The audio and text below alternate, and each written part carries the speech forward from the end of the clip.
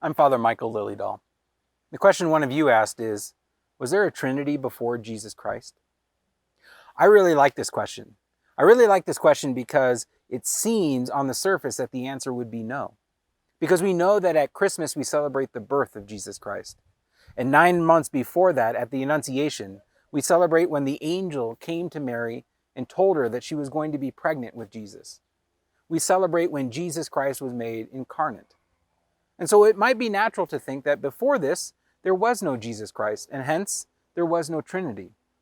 That might be what seems to be the answer. But I want to show you that that is not the answer. That there has always been a Trinity.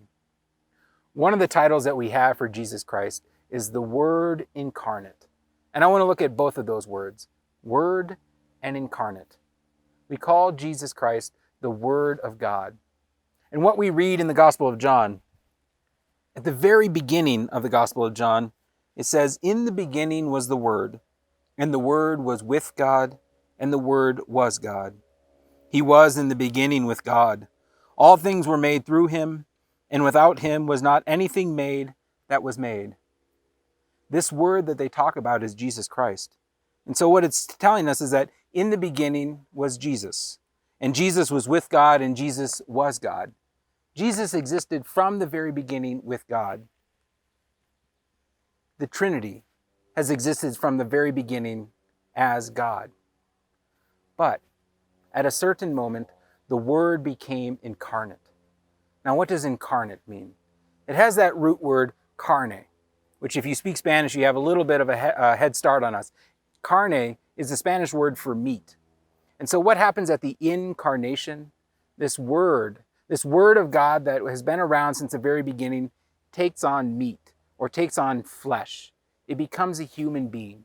It takes on the meat of humanity, the flesh, the muscle, the bone, the tendons, everything it means to be a human being. The Word that had existed from the beginning becomes a human being. And so there was a Trinity when Jesus Christ became incarnate, but there was also the same Trinity before that moment. The Trinity has always been, and the Trinity will always be. Now, this is a great question, and I encourage you to keep asking questions like these, but don't be satisfied with just asking the questions. Seek answers for these questions, because these questions deserve answers.